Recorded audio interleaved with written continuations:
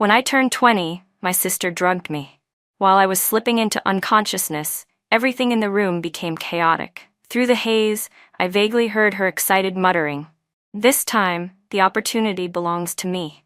I'm the one who saved the crown prince of the capital. I'm the one who deserves a life of wealth and luxury.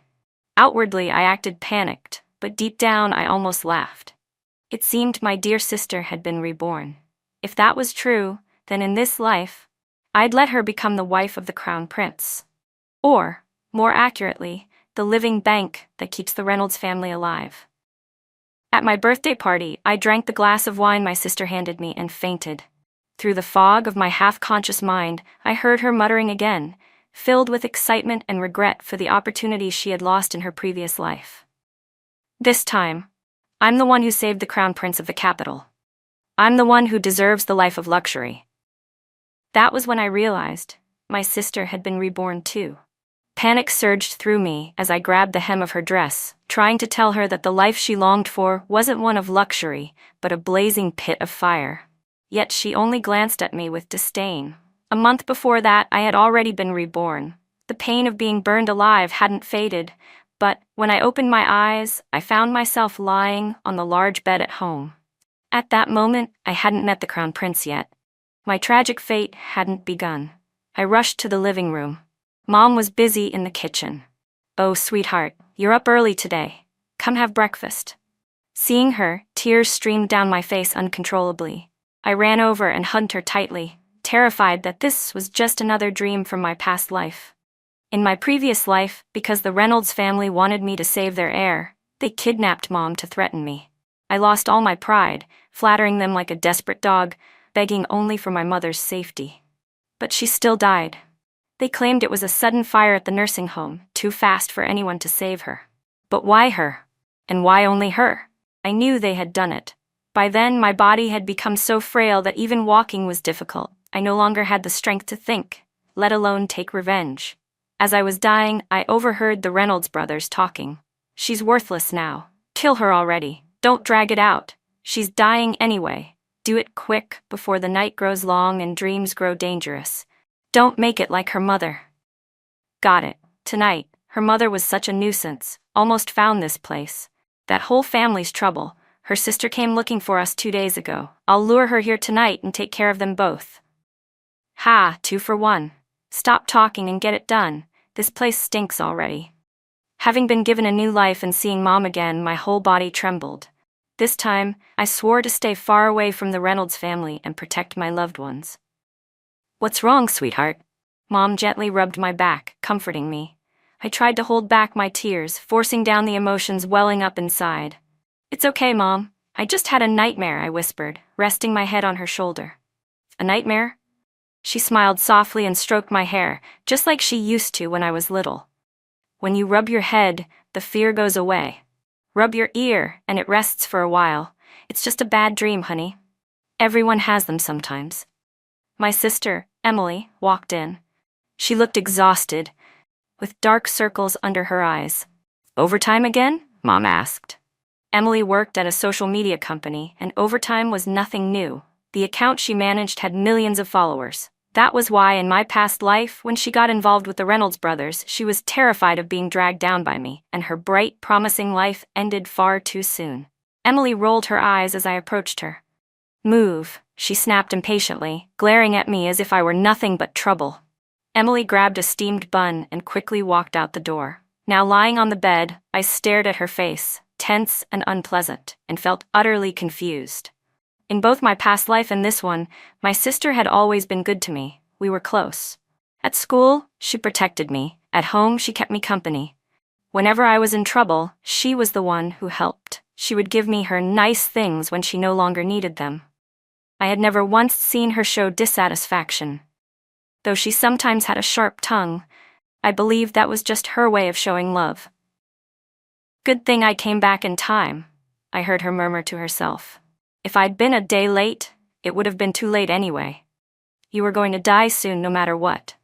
Let me bear the burden of that luxurious life for you. Guess idiots really do have their own kind of luck. Did you seriously think you could climb up the Reynolds family tree? Don't tell me you thought I actually liked you.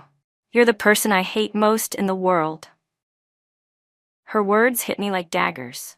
Ever since we were little, I provoked our classmates to bully you and make you an outcast. The scar on your arm? I burned you myself. I was the one who tricked you into going up the mountain and covered all the warning signs. I wanted you gone. Too bad you never knew a thing. It was so boring. You'll always only deserve my leftovers. You don't deserve a good life. Even Mom deserved to die. She spent more time with me, yet she always favored you. After you got rich, you didn't take care of her. You threw her into a nursing home, and still, she thought about you every day. In this life, both of you better stay far away from me. Don't you dare try to take anything that belongs to me." Emily kicked me hard, then strutted out the door as if nothing had happened. In my previous life, I met Ethan Reynolds, the crown prince of the capital, on my 20th birthday. It was in a narrow alley, a few dozen yards from the back entrance of a bar. He had been hit by a car and was lying in a pool of blood. I called an ambulance and stayed by his bedside while he was in a coma. When he woke up, he said he wanted to repay me and asked me out several times. Gradually, I fell in love with him. He told me he had a former wife who had divorced him because she was too focused on her career. I believed him. Back then, I didn't notice the fleeting cruelty that crossed his eyes.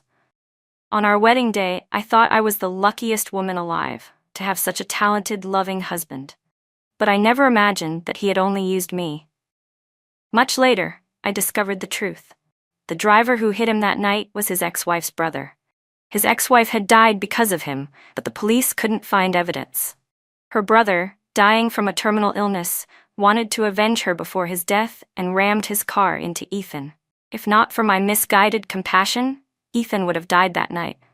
After marrying him, I was beaten, humiliated, drained of blood, and even had my kidney taken. I regretted my foolish kindness countless times. But to my sister, it was heaven's blessing, something to envy. After 2 lifetimes, this was the first time I'd ever heard Emily's true feelings. So all along, this was what she really thought of me and Mom. She had never liked either of us. Maybe after living too long with the Reynolds family, I'd caught a bit of their twisted nature myself, because in that moment, I felt strangely calm, even a little exhilarated. My dear sister, if you desire this so-called blessing, I'll gladly let you have it. In this life, I'll let you become the Crown Prince's wife, or more precisely, the living blood bank of the Reynolds family. The next morning, I woke up in my big bed at home. I panicked and ran through the house looking for Mom. She came out of her room wearing her reading glasses, giving me a puzzled look. "What's wrong, sweetheart? Another nightmare?" I hesitated, then nodded. "Maybe you and I should go to the temple," she said gently. "It's not good to keep having bad dreams."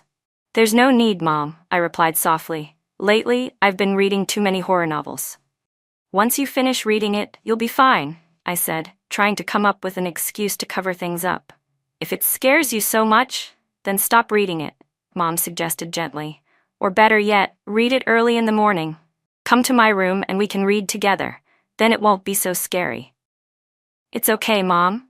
I'm almost done anyway," I replied, hugging her arm tightly. "How did you get home last night?" she asked. "You picked me up, didn't you?" "Of course I did. You don't even know how much you drank. You called me saying you couldn't move. Scared me half to death. You were out cold like a baby pig. If I hadn't seen you breathing, I would have thought you were gone." "You must have been exhausted," I said with a faint smile, massaging her hands to hide the disgust boiling inside me. Glancing at the clock on the wall, a memory struck me. Around this time in my previous life, I had been on my way home to borrow money from Mom. Ethan Reynolds was lying in the hospital, unconscious, without a phone, ID, or money. His medical bills were all paid by my family. Judging by the time now, Emily should be on her way home soon. The thought made me uneasy. "Mom, can we have sweet and sour ribs for lunch? Could you go buy some pork ribs for me?" "You little rascal, always so sudden," she laughed. "All right, I'll go." She took off her reading glasses and tossed them on the bed. "Put your slippers on, okay? Don't walk around barefoot, you'll catch a cold." About 10 minutes after Mom left the house, Emily rushed in. "Mom," she called out, frantically looking around. "Where's Mom?" I stepped out of my room, leaning casually against the doorframe. Our eyes met. "Mom went out. What do you need her for? Why do I need to tell you? She snapped, glaring at me before pulling out her phone to call Mom. But the market was close by, and Mom hadn't taken her phone with her, just like she hadn't taken her glasses. The ringtone came from Mom's room. Emily pushed the door open, finding the room empty. On the table was a pair of jeans, mine, and Mom's phone beside them. A few days ago, the side of that pair of jeans had torn when I got off the bus, and Mom had been mending it for me. Emily picked them up, glanced at the rip, and scoffed before tossing them aside. Seriously? These torn-up jeans are worth fixing? In my past life, I'd thought the same thing. The jeans had cost barely a few dollars, yet Mom had spent half a day sewing them. Back then, I thought it was a waste of time. Why bother patching up something so cheap instead of enjoying life? But now I understood. That was Mom's life. She loved sewing.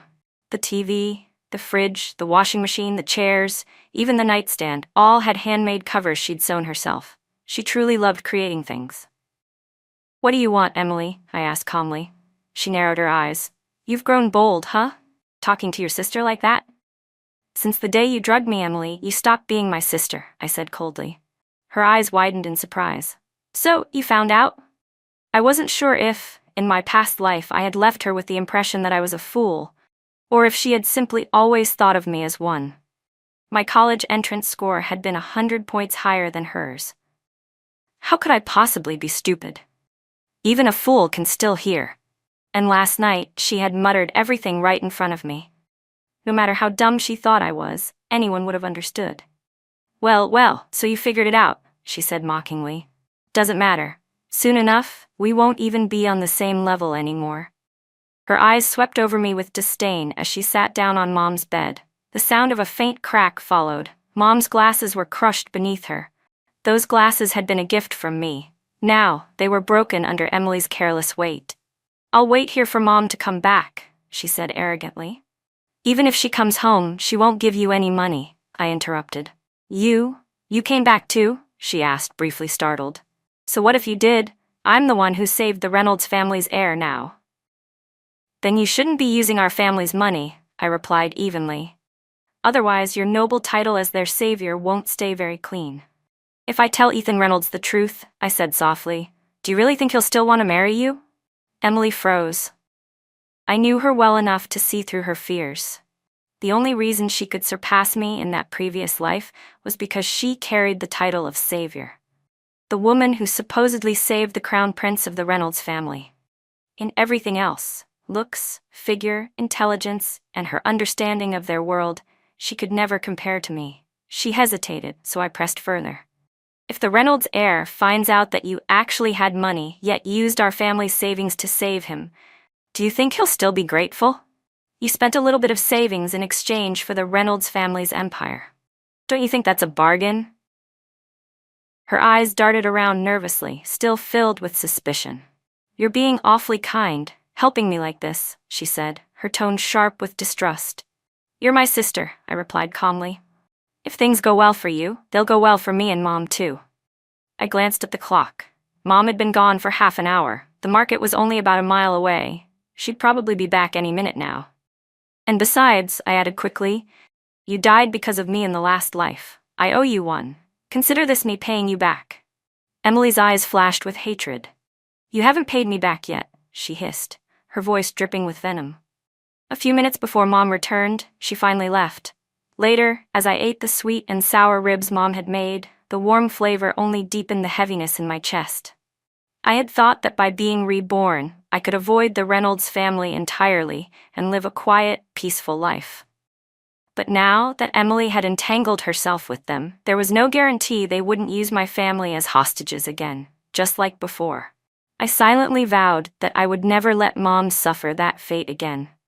So when Mom turned to me with a bright smile and said, Your sister stopped by earlier, she said her company's organizing a trip and she'll be away for a while. I forced myself to smile too. Really? That's good for her, I said. She also said the company allows employees to bring a family member. She asked if I wanted to go.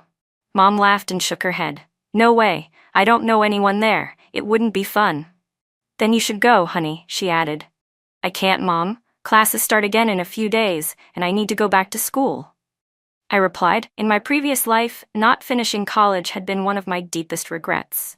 I had only half a year left until graduation, and this time, I wanted to make it count. Still, deep down, I longed to leave, to go abroad, far away from the Reynolds family, to a place with mountains and oceans between us. But I couldn't. First, I didn't have enough money saved to support both Mom and me overseas. And second, if we both disappeared, Ethan would hunt us down. With the Reynolds family's power and influence, finding two ordinary women in another country wouldn't be difficult. I knew how relentless they were. They always found a way. Mom looked like she wanted to say something, but I cut her off quickly. It's settled then. I'll call my friend Claire now. Maybe you can go visit her for a while. Claire Parker was my best friend, my soulmate since middle school. We'd been inseparable all the way through high school and would have gone to the same college if she hadn't decided to study abroad. She was now in Canada, and her parents were respected figures in the capital. Having Mom stay with her would be far safer. In my previous life, Claire had been deceived by a terrible man, cheated out of both love and money, and eventually killed by him after their breakup. The two of us had met equally tragic ends. I died in flames, and she died alone in a foreign country. Neither of us had a happy ending. If Mom went to her this time, maybe things could change. Maybe Claire's fate could be rewritten too. When I called her, she sighed. So you finally see it now, huh? Your sister never liked you. Claire's voice was full of concern. I forced a small laugh. Why didn't you tell me sooner? I teased, pretending to be upset. How could I not? I hinted at it so many times, but you never caught on. What was I supposed to do? Say something bad about your sister outright? That'd make me sound awful. I chuckled bitterly. God, how could I have been so stupid? You're not stupid, she said softly. You're just too slow sometimes, Claire teased. Did you know the class president used to like you? What? No way. He never said anything to me. I knew it, Claire laughed. Everyone in class said you were teasing him on purpose, that you were some kind of flirt. I argued with them every single day. So, all those times you argued with them back then, it was for me? I asked, touched. Of course it was. You're my best friend, she said, her tone softening.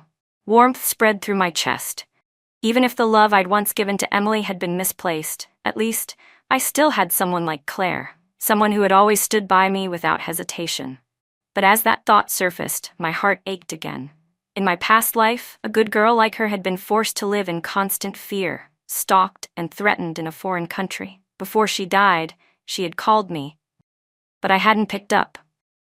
I hadn't known until much later, and the guilt had eaten at me for years. Back then, she must have been terrified, calling me as a last desperate hope, and I had let her down.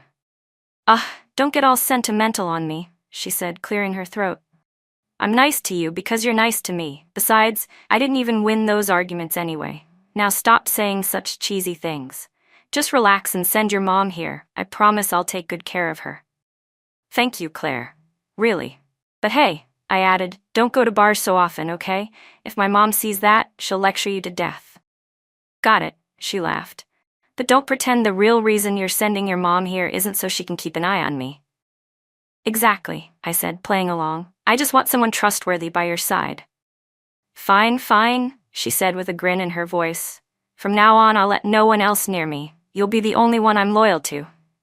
Haha, in that case, I'll make sure my royal heart belongs to you alone, I joked. A few hours later, Mom's flight had just taken off when my phone rang. It was Emily. Lily, she said, her voice unnaturally soft, almost syrupy. Why aren't you and Mom home? No one with a fishbone stuck in their throat could have sounded that falsely sweet. What's going on? I asked coldly. I'm on a date, she said, deliberately lowering her tone. My boyfriend wants to meet the family. We just got back to town. When will you two be home? For a moment I froze. In my past life, nothing like this had happened. At this point in time, Ethan Reynolds had still been in the hospital. He and Emily were only acquaintances back then. He hadn't even mentioned repaying his so-called debt of life yet. It seemed this time, Emily was much more impatient. Mom and I are out shopping, I replied smoothly. I'm meeting some friends later to see a movie, so I probably won't be home until tonight. What about Mom? She pressed. She was home when I left this morning, I said calmly. But she probably went out to visit friends by now. I heard Mrs. Tran's daughter just gave birth. Mom might have gone to the hospital to see her. I couldn't let Emily or Ethan know that Mom had already gone abroad, not until she settled down safely with Claire. The movie will still be there tomorrow. You should come home and meet your brother-in-law, Emily said pointedly, dragging out the last two words. I don't have the house key, I lied quickly. And I already made plans. I can't cancel now. Then I'll come pick you up after you're done. You can head home with me, she offered sweetly. Absolutely not. Ethan Reynolds wasn't the kind of man you could meet casually. Just thinking of his face made me uneasy. If he'd shown up at my house now, it was for a reason, and whatever that reason was, it wouldn't be good. All right then, Emily said when I didn't respond. We'll wait for Mom a bit longer. If she went to the hospital, she won't be back soon anyway. Mrs. Tran will definitely make her stay for lunch. Maybe I'll call her again. Sure, go ahead, I said coolly. I already did. She didn't pick up. That's why I called you, she replied in a suddenly sharp tone. Then she sighed dramatically. Fine, seems like strangers are more important than her own daughter. She hung up before I could reply. I didn't know if Ethan and Emily were still at the house, and I didn't dare to go back. But I couldn't stay in a hotel either. The Reynolds family had influence everywhere, and it wouldn't take long for them to find me. I didn't yet know what Ethan was planning, but I wasn't about to take any risks. Just then, I spotted a KFC nearby. I walked in, ordered a meal, and found a quiet corner to sit. As I picked at my food, I began piecing together everything I knew so far. Ethan Reynolds was gay. He'd had a boyfriend since childhood, and they were deeply attached. The only reason he was in such a rush to get married was because his family was pressuring him. If he wanted to become the heir, he needed a child. At the same time, his boyfriend's kidney was failing, and he desperately needed a transplant. Right after Ethan woke up from his accident, he dragged me to the hospital for a physical exam. The results showed that I was in excellent health, and that my kidney was a perfect match for his boyfriend. That's when he decided to pursue me. After we got married, they kidnapped my mother to force me to donate my kidney. I tried to escape and went to the police, but it was useless. I had no proof. They'd learned from past mistakes. This time, they hired a secret team of doctors to perform the operation illegally. After the surgery, they locked me in a hospital lab, completely cut off from the outside world. Even food and water were limited. Every few days, Ethan would come to see me, each time more brutal than the last. Later, when his boyfriend recovered, the two of them came together. They didn't just humiliate and beat me, they filmed disgusting videos of it, laughing as they did. The news of Claire's death came from a nurse who sometimes brought me food. The Parker family had always been respected in the capital, but when they learned their beloved daughter had died so horribly, they fell apart. As for my mother's death, Ethan told me himself. By that point, I'd been trapped in the lab for so long, I couldn't tell day from night. When they came to torment me, I no longer reacted. Maybe they found it boring, because a few days before my death, Ethan casually told me about Mom's passing. Even the Reynolds family's eldest son eventually joined in their games. In the end, I had no strength left. My blood and organs were harvested and sold piece by piece. I've gone over everything from beginning to end. Even with the advantage of being reborn, what could an ordinary woman like me do against a giant like the Reynolds family? I was powerless. How could I possibly take revenge? Right now, nothing had happened yet. I had no evidence. Going to the police would be meaningless. Among everyone I knew, the only people who might have the power to stand against the Reynolds family were Claire's parents, but even they were distant to me, and against a family like the Reynolds, they were insignificant. So what could I do? Then it hit me. There was someone else. Someone who could help me. Richard Lynn. In my previous life, the Lynn family's company was destroyed. Their employees were bribed, competitors attacked, partners abandoned them, and eventually, Richard Lynn himself was kidnapped. That led to the company's bankruptcy and the family's collapse. But that was still far in the future. At this point in time, the Lynn family was still powerful, strong enough to stand against the Reynolds. When their company went under in my past life, I hadn't yet been imprisoned in the lab. I'd seen a lot of confidential documents in Ethan's study. And among them were things that could help the Lins, and in turn help me. After several attempts, I finally managed to meet Richard Lynn. He was over 60, but still sharp and commanding. At first, he barely looked at me, his expression cold, almost disdainful. But when I began pointing out the problems he was facing, the ones no outsider should have known, he sat up straight and listened intently. That's when I knew I'd played the right move. After a long silence, he asked, "You've said quite a lot. So what exactly do you want?" Richard Lynn carried the air of someone born to lead, and under his gaze, I felt as though he could see through every thought in my head. "I don't want anything," I said quietly, meeting his eyes with sincerity. "I just want to see the Reynolds family fall, and Ethan Reynolds dead. I believe that aligns with your own goals, doesn't it?" He gave a dry laugh. "Our rivalry is just business competition. There's no need to go as far as life and death." "Maybe you think that," I said calmly, "but Ethan doesn't. He's already planning to have you kidnapped. If nothing changes, it'll happen within the next few days. When you go out, make sure you bring extra security." "Really now?" he murmured, the hint of a smirk fading from his face. "What's your relationship with Ethan Reynolds?" Richard Lynn asked, his tone calm but sharp. "And how do you know all of this?" "My sister is his girlfriend," I answered steadily. "They're about to get married. Ethan Reynolds is not a good man. I just don't want my sister to get hurt."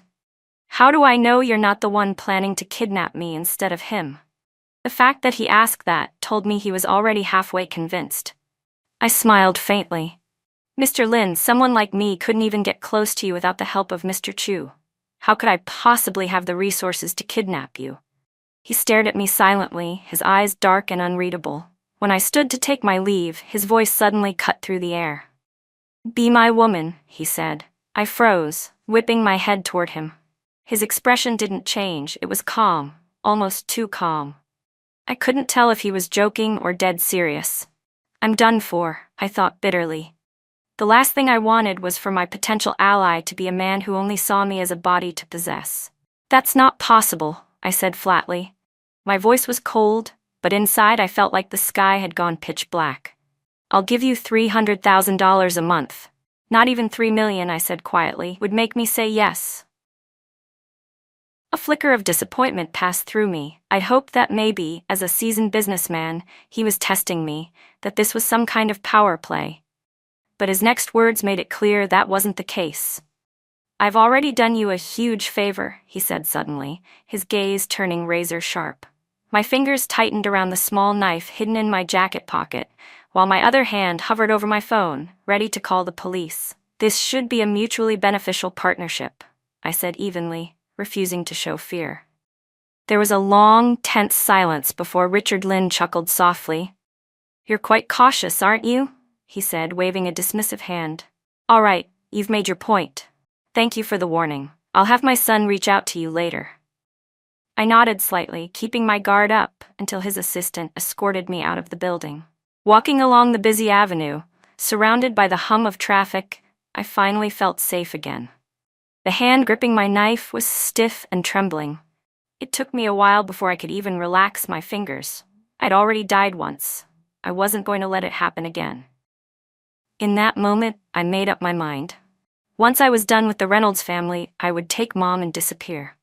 When I unlocked the door to my house, I froze. 2 pairs of shoes sat by the entryway, a pair of high heels and a pair of men's leather shoes, both expensive. Ethan Reynolds was here. I knew it the second I saw those shoes. The men's pair was handcrafted, custom-made, the same kind I'd seen at Ethan's place in my past life. They weren't sold anywhere. They were made by a private artisan. Emily stepped out of the kitchen, wiping her hands. "Lily, you're back. Come eat, I cooked tonight." Behind her, a familiar silhouette appeared. The keys slipped from my trembling hand, clattering loudly against the floor. It was Ethan Reynolds. But something was wrong. The man standing there wasn't the Ethan from this timeline. It was the Ethan from years later, from right before my death. The one who had seized half of the Reynolds empire, powerful beyond anyone's reach. No wonder things were different this time. No wonder he'd shown up here. He had been reborn too. "What's with that clumsy face of yours?"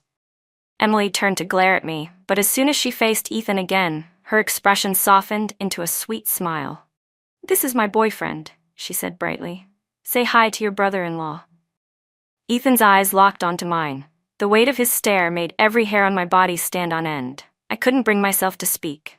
Even after being reborn, I hadn't become any braver. I was still the same coward, the same fool. Under his chilling gaze, I instinctively wanted to back away. Could I really take revenge on this man? Before I could think further, Ethan's lips curved into a cold, knowing smile. His voice was deep and low, like a winter wind brushing against my skin. We're not married yet. No need for her to call me brother-in-law, he said lazily. Don't just stand there. Sit. He pulled out the chair next to Emily and sat down, motioning toward the table. You came back at the perfect time, Emily said, pretending everything was normal. Dinner's ready. I carefully avoided him and sat on the opposite side of the table. Your little sister seems afraid of me, Ethan said, staring straight at me, his expression growing stranger by the second. There was something in his eyes, sharp, knowing, almost too knowing. He had noticed something. Logic screamed at me to stay calm, to hide every trace of what I was truly thinking. I couldn't let Ethan Reynolds find out that I had been reborn too. But emotionally, it was hard to control the fear he triggered in me. I took a deep breath, forced myself to look up, and smiled politely. I'm just not good with strangers, I said lightly. I've always been an introvert. If I can stay home, I stay home. If I don't have to talk, I won't. Ethan already knew that about me. Haha, what a cute little sister, he said mockingly. I ignored him, picking up my phone and pretending to scroll through it, though my mind was racing for a way out. Ethan was intelligent, cruelly intelligent. Otherwise, he wouldn't have been able to torment me so methodically in my previous life. Why had he been so obsessed with me back then? There were plenty of people with compatible kidneys, plenty of women who could have carried his child. Why me?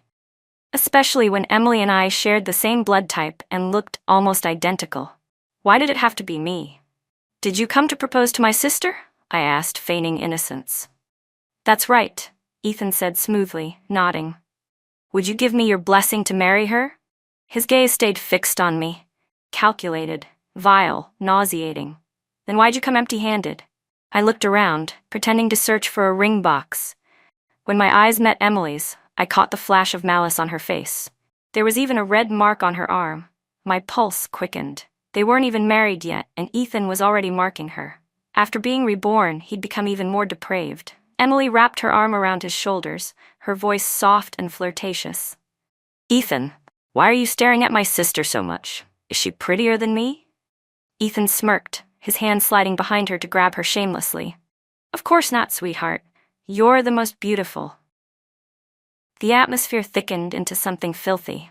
For a second, I wondered if I'd accidentally walked into the wrong kind of scene. Knowing them, they might actually do something obscene right there in front of me. In my last life, I'd only ever known fear when I saw him. And even now, I couldn't tell what he was thinking. But one thing was certain. He was insane. Because the next moment, he glanced at me, his eyes gleaming with something twisted, and bit Emily's waist hard. Emily let out a playful shriek, then kissed him, shaking her hips as she sauntered off toward the kitchen. The disgust churning inside me was stronger than the fear now. Lily, you came back too, Ethan said casually. Back? His tone was deliberate, he wasn't just making conversation.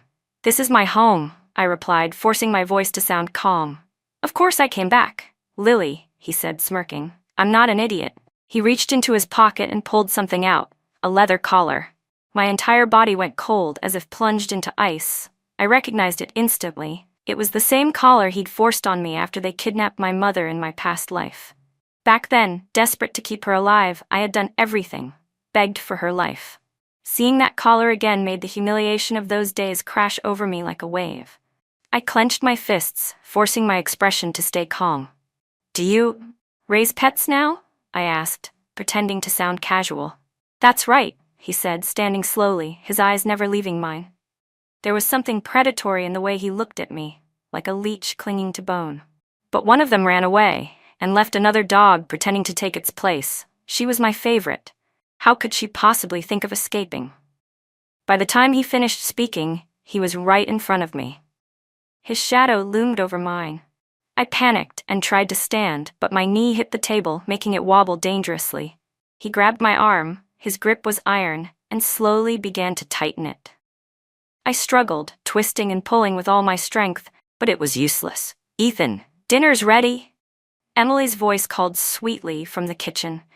He froze for a single second, then released me and walked away as if nothing had happened. At that moment, Emily's voice sounded like it came from heaven itself. I didn't know what kind of hold she had over him, but I knew it wouldn't last. Ethan Reynolds couldn't be controlled forever. I ran to my room, locked the door, and with shaking hands typed a message to Richard Lynn. "Move fast, Ethan's lost his mind." A few minutes later, my phone rang. "Hello?" I whispered, keeping my voice low. "Hello, this is Ryan Lynn," a man said on the other end. The name struck something in my memory.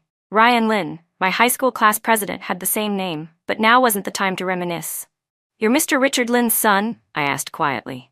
"Yes," he confirmed. "My father asked me to tell you, we found the person you mentioned. He really did steal our company's trade secrets." Relief flooded through me.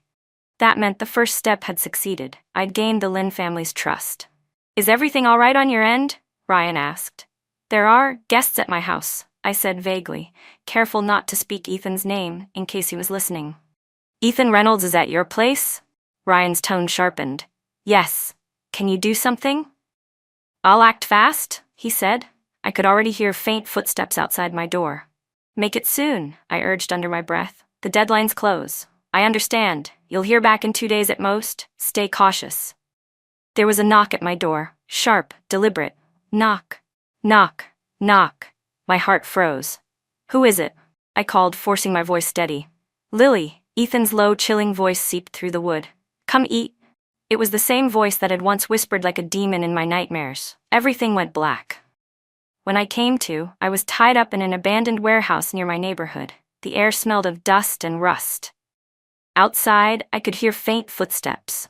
They were searching for me, but not to rescue me. I tried to move, but my body was weak. Gritting my teeth, I rolled over and banged my head against the heavy iron door, desperate to make noise to be found. But no one stopped.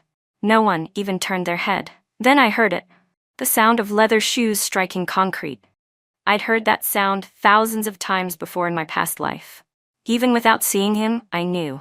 Ethan Reynolds. No one else could make my blood freeze like that. I hadn't offended anyone else this time. Only him. In my previous life, he'd captured me once. Now it had happened again. I'd heard rumors that the Reynolds family had already fallen, that the entire clan had been arrested. I'd let myself relax, thinking it was over, but I should have known better. Ethan Reynolds wasn't the type to go down easily. About a week after he'd last left my house, Mom had gone to Canada with Claire. She never called, saying she wanted to come back. Because she was there, the man who killed Claire in my past life never found her this time. Under the Lynn family's relentless pressure, the Reynolds empire had begun to crumble. Their eldest son, the heir, was the first to be arrested on charges of selling national secrets, tax evasion, and corporate espionage. And like a snowball rolling downhill, their crimes kept piling up. Within 3 days, 10 major charges had been linked to the Reynolds family. Their massive corporation couldn't withstand the blow and started collapsing fast. A few days later, I passed along more information to the Lynns, details about the Reynolds' hidden assets. Soon after, those accounts were exposed, their secret properties seized. That's when I made my biggest mistake. I let my guard down. I went out to take out the trash without paying attention. I hadn't even reached the dumpster when something heavy struck my head, and everything went dark. When I woke up, I was here. As for how I knew it was an abandoned warehouse near my home, it was written right on the wall, storage unit. And outside I could still hear the loudspeaker from the small supermarket nearby, blaring a promotion. Lily. His voice crawled through the air like a serpent. Ethan walked up to me, grabbed a fistful of my hair, and forced my head up until I met his eyes. "You still planning to run?" he said softly, his voice calm but terrifying. He looked awful, his once flawless suit wrinkled and dirty. The man who'd always prided himself on perfection now looked like a predator cornered. He smiled, a grotesque curve of his lips. "You and Richard Lynn. Working together, huh?" His hand slid from my hair to my temple, his fingers tracing down the side of my face, slow and invasive. "Did he treat you well?" he whispered. "Better than I did?" Every word dripped with venom. He was like a deranged animal, unable to say 3 sentences without turning them into something obscene. "Why did you betray me, Lily?" he hissed. "I treated you so well." He yanked my hair again, so hard it felt like my scalp was tearing. Tears spilled silently down my cheeks. He laughed harder when he saw me crying. His tongue slid across my cheek, catching a tear that had just fallen. "You missed me too, didn't you?" he whispered. When I didn't respond, he grabbed my head and slammed it against the concrete wall with a sickening thud. The world spun, my vision blurred. Warm blood trickled down my face, stinging my eyes. "Where's your boyfriend?" I asked weakly. "Him?" Ethan smirked. "Oh, he's dead." He leaned close to my ear, his breath cold. "Want to know how he died? I cut him into pieces. Half of him I fed to the dogs, the other half I threw into the river." "You want to know why I killed him instead of you, right?" he went on softly. "Because he wanted your heart. And you." His voice darkened. "You're my pet. Letting him play with one of your kidneys was fine. But your heart? No. You're the dog I loved most. How could I let anyone else have that?" He wasn't just insane anymore. The word madness wasn't enough to describe him. He was deranged, monstrously so. "You must be angry," he said with a cruel smile. "Angry that I burned you alive in the last life. But you're too clever, Lily. Don't think I didn't notice. You already found a way to escape. If I didn't kill you, it would have been me lying dead instead. Emily still thinks you're just a fool," he continued, laughing softly. "But she's the real idiot. You deliberately led her write to me, didn't you? You've never even liked alcohol, have you?" I froze. "In the last life, before you died, she strangled you," he said, his tone almost conversational. "She forced you to give her money. Even your mother's death, she helped make that happen. So of course you want revenge this time. You've always been the type who never forgets a grudge. Everyone who wronged you has to pay." His grin widened. "I also found out the man who killed your friend Claire died in bed with a woman. Cause of death, overexertion. 10 days before that, his bank account received a large sum of money. Guess who sent it?" My blood ran cold.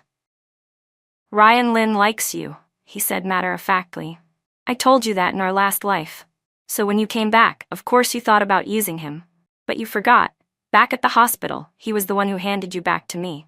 If I'm not mistaken, you left him a little time bomb, didn't you? When are you planning to set it off? After I die, or after you escape?" He crouched closer, tilting his head, his tone mocking. "And what about me? How do you plan to take your revenge on me, Lily? Don't tell me you're just using the Lynn family to bankrupt me. You know I never cared about the Reynolds family fortune." Ethan was terrifyingly perceptive. For a split second, fear flickered in my eyes. He saw it. He smirked. "You're scared because I'm right, aren't you?" "You're overthinking," I said quietly, forcing a smile. "I'm not that smart." He chuckled darkly. "Not that smart? No, no, no. You're even smarter than I thought. You know everything about me. The only thing you don't know," he leaned in, his voice almost a growl, "is that I'm a complete psychopath." He straightened up. "If you weren't so smart, I wouldn't want to marry you. Pets don't need marriage." I stared at him and asked calmly, "And how can you be so sure I'll take revenge on you?" He grinned. "Because you're clever. The cleverest woman I've ever met." I smiled faintly. "And you're an idiot. You're about to die, and don't even know it." My smile was bright, defiant, laced with challenge. "Oh, really?" His voice dropped to a whisper. "Then let's die together." He grabbed my head again and slammed it into the wall. But this time my hand moved first. With a swift flick of my wrist, the small dagger hidden in my palm shot open. It had been disguised as a bracelet, transforming only when pressed at a specific point. I drove it straight into Ethan's temple. The ropes binding my hands had been cut long ago. I had been waiting for this moment, rehearsing it over and over ever since I returned to this life. For this day, I had prepared everything. I even used Emily to keep Ethan's body weak. She had been sleeping with him constantly, dragging his health down bit by bit. Her ex-boyfriend, in my past life, had been infected with a contagious disease.